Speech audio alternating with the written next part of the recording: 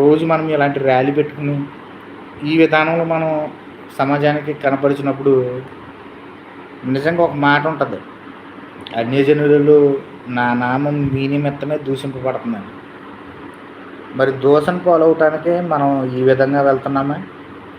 దూషింపబడటానికే దేవుని నామాన్ని మన మన మనం చేసే పనులు బట్టి దూషించేటువంటి విధంగా, దూషణ పాలు చేసేటువంటి విధంగా మనం చేస్తున్నామా? లేకపోతే ఆయన నామానికి మహిమ వచ్చేటువంటి విధంగా మనం వెళ్తా ఉన్నామా? ఏ విధంగా వెళ్తా ఉన్నాం?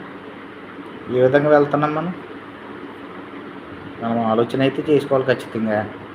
ఈ కార్యక్రమాలు చేసినప్పుడు కనీసం వెనకాల ఉన్నటువంటి వారిని కూడా కంట్రోల్ చేసుకుంటూ, మనం మీరే ఉద్దేశంతో చేస్తున్నారన్నది పక్కన పెడితే, ఏ ఉద్దేశాన్ని మనం సమాజంలోనికి చొప్పిస్తున్నామో, వాళ్ళ ఆలోచనలు ఏ విధంగా, వారి ఆలోచనలు ఏ విధంగా మన పట్ల ఉన్నాయి, ఏ విధంగా ఉందన్నదే ఆలోచన చేసుకోవాలి. మరి ఇలాంటి అల్లరి